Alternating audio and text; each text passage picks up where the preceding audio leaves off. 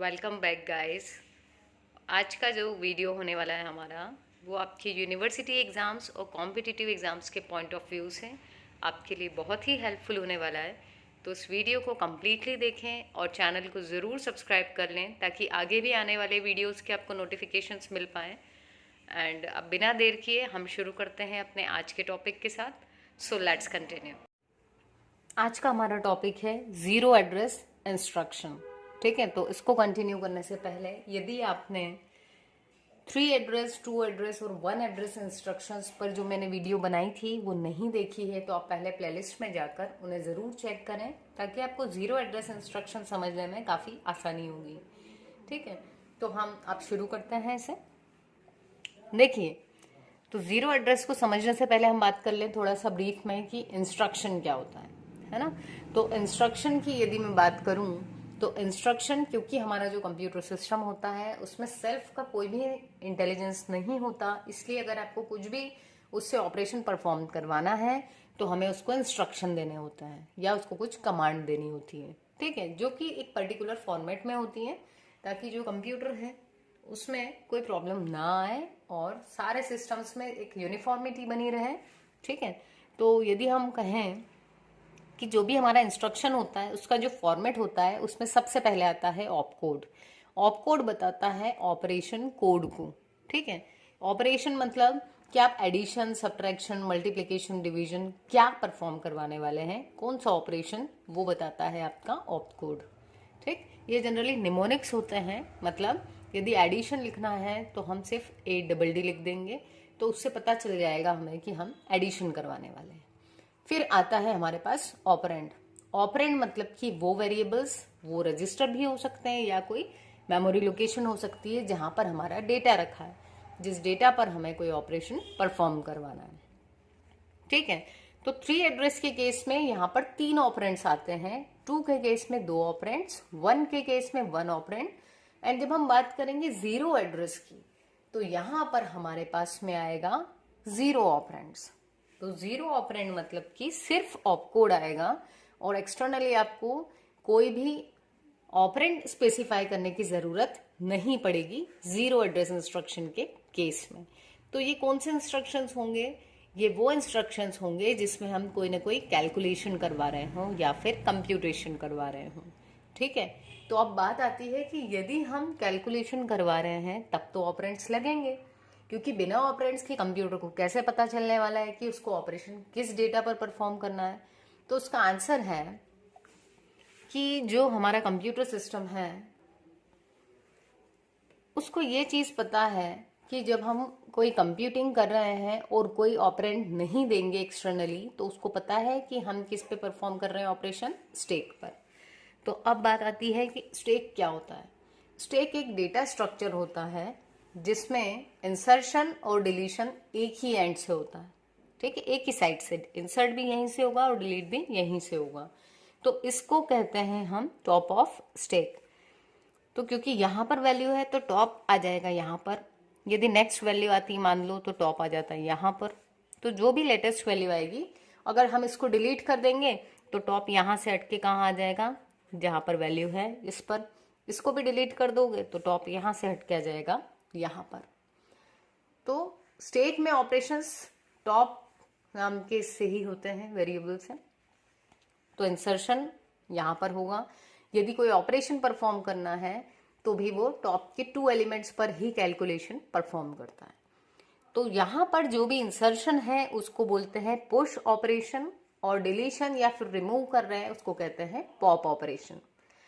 अब हमने जो अभी तक की जितने भी 3, 2 और 1 एड्रेस इंस्ट्रक्शंस थे उसमें एक एक्सप्रेशन ली थी और इसको सॉल्व किया था। ठीक है, हालांकि हमने उसमें वैल्यूज नहीं ली थी क्योंकि रिक्वायरमेंट नहीं थी, बट क्योंकि स्टैक है इसको हमें देखना है तो हमने यहाँ पर डिफॉल्ट वैल्यूज ले ली 10, 20, 30 एंड 14। तो अब हम शुरू करते हैं अपने प्रोग्राम को। ठीक है, तो आपको जो चीज़ें याद रखनी है, पुश का मतलब होता है इंसर्ट करना, ठीक, और पॉप का मतलब होता है डिलीट करना। तो चलिए हम देखते हैं, शुरू करते हैं। देखो, सबसे पहले हमें क्या करना है, ए वाला जो भी डेटा है वो कहाँ पर लेकर आना है, स्टैक के अंदर। तो मैं एक पेज और ले लेती हूँ यहाँ पर। यहाँ पर हम एक स्टैक बना लेते हैं डिफ़ॉल्ट। तो ये हो गया हमारे पास में एक स्टैक डेटा स्ट्रक्चर, ठीक है। और अब क्या करना है हमें, हम देखते जाते हैं। सबसे पहले क्या करना है, ए जो है वो हमें स्टैक में लाना है, क्योंकि ऑपरेशन सब स्टैक में ही होंगे। तो अब स्टैक में लाना है, इसलिए हम क्या लिखेंगे यहाँ पर, पुश ए। पुश ए लिखने से क्या होगा, ए की जो वैल्यू थी 10 वो कहाँ पर आ जाएगी, स्टैक में। और इस 10 को कौन पॉइंट करने लगेगा, टॉप ऑफ स्टैक। अब क्या करना है, दूसरी वैल्यू हमें लानी है बी, तो हम लिखेंगे पुश बी, ठीक। पुश बी लिखने से जो बी की वैल्यू थी वो कहाँ पर आ गई, स्टैक में, और टॉप ऑफ स्टैक यहाँ से उछलकर यहाँ पर आ गया। अब क्या करना है, देखो पुश और जो पुश करना था उसके लिए तो हमें बताना पड़ा, है ना, कि कहाँ से आपको डेटा लेकर आना है। अब हमें क्या करना है, इन दोनों का एडिशन। और एडिशन क्या है, कोई ना कोई कैलकुलेशन और कंप्यूटेशन, इसमें सिर्फ ऑपकोड लिखना पड़ता है। तो हम लिख देते हैं ऐड। जब भी कंप्यूटर को ऐसा इंस्ट्रक्शन मिलता है जिसमें सिर्फ ऑपकोड लिखा हो, कोई भी ऑपरेंड ना हो, तो कंप्यूटर खुद से समझ जाता है कि ये जो है ये कैसा इंस्ट्रक्शन है, जीरो एड्रेस इंस्ट्रक्शन। मतलब उसको वैल्यू कहाँ मिलेंगी, स्टैक पर। और बाय डिफॉल्ट वो स्टैक में जो भी टॉप 2 वैल्यूज होती हैं उस पर वाला ऑपरेशन परफॉर्म कर देता है, ठीक है। तो यहाँ पर क्या होगा, जैसे ही ऐड मिलेगा तब 20 और 10 दोनों ऐड हो जाएंगे, और ऐड होकर के ये दोनों वैल्यूज हट जाएंगी और उसकी प्लेस पर उसका सम आ जाएगा। मतलब अगर मैं कहूँ कि स्टैक कैसा दिखने लगेगा, तो हमारा स्टैक कुछ इस तरीके से दिखेगा। 10 और 20 ऐड हुए, क्या आया, 30। तो ये आपको ऐसे दिखेगा एंड टॉप ऑफ स्टैक इसको पॉइंट करेगा। अब क्या करना है, नेक्स्ट हमारे पास में है मल्टीप्लाई तो करवाना है, पर किसका, सी प्लस डी का। तो पहले कौन सॉल्व होगा, ब्रैकेट। तो हम क्या करेंगे, सी और डी को लेकर आएंगे अपने स्टैक में। अगेन लाना कैसे है, हम लिखेंगे push C and push D. Push C और पुश डी, जब सी पुश किया तो सी की वैल्यू क्या थी, 30 आ गई, टॉप आपका इसको पॉइंट करने लगा। फिर हमने पुश डी करा तो यहाँ आया 40 एंड टॉप इस लोकेशन को पॉइंट करने लगा। अब क्या करना है, इस 40 और 30 का भी एडिशन करवाना है हमें। तो अब हम क्या लिख दें, ऐड। अगेन कंप्यूटर समझ गया, ऐड के साथ में कोई एक्सटर्नल ऑपरेंड नहीं, दैट मीन्स स्टैक के जो टॉप 2 एलिमेंट्स हैं उनको क्या करना है, ऐड करना। 40 और 30 कितना हो गया हमारा, 70। तो अब जो स्टैक है वो कैसा दिखेगा, 40 और 30 को रिप्लेस किसने कर दिया, 70 ने, लेकिन उसके नीचे जो डेटा था वो एज इट इज रहेगा, ठीक है। तो ये जो था 30 वो क्या था, a प्लस बी का वैल्यू सम था, और ये 70 क्या है, c प्लस डी का सम। अब क्या करवाना है हमें, मल्टीप्लाई किन दोनों का, ये जो सम था इस सम का इस सम के साथ, मतलब 30 का 70 से मल्टीप्लाई। तो अब हम क्या लिख देंगे, सिंपली हम लिख देंगे MUL। सो मल्टीप्लाई भी क्या होगा, टॉप 2 एलिमेंट्स पर, तो इन दोनों का हो जाएगा मल्टीप्लाई। तो इसका जब मल्टीप्लाई हो जाएगा तो जो रिजल्टेंट है वो कहाँ पर आ जाएगा, ये दोनों हट जाएंगे और आ जाएगा हमारे पास में, और ये हो जाएगा हमारा टॉप ऑफ स्टैक। अब स्टैक हमारा ऐसा दिखेगा, ठीक है।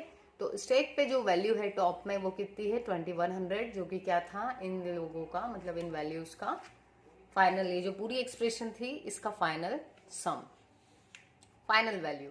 तो आ गई कहाँ पर, स्टैक पर। अब हमें ये वैल्यू ले जानी कहाँ पर थी, हमें ले जानी थी एक्स के अंदर। तो अब हम क्या करें, अब हम इसे पॉप कर लेंगे, और पॉप कहाँ पर करेंगे हम, एक्स में। तो ये जो भी था इसकी वैल्यू यहाँ तो रहेगी, सॉरी यहाँ से आपकी पॉप होकर के कहाँ चली जाएगी, जो भी एक्स वाली लोकेशन थी ये कहीं ना कहीं मेमोरी में है, उस पर आपका वैल्यू चला जाएगा, यहाँ से हट जाएगा, पॉप हो जाएगी, ठीक है। सो ये था हमारा जीरो एड्रेस इंस्ट्रक्शन, जहाँ पर यदि मैं बात करूँ किसी कंप्यूटेशनल इंस्ट्रक्शन की, तो ये जो इंस्ट्रक्शंस हैं इसमें हमने एक भी ऑपरेंड बाहर से नहीं बताया है, और यही रीज़न है कि इसे कहते हैं zero address instruction. I hope आपको ये क्लियर हुआ होगा। यदि कुछ भी डाउट रहे तो आप फिर भी पूछ सकते हैं कमेंट सेक्शन में। Thank you.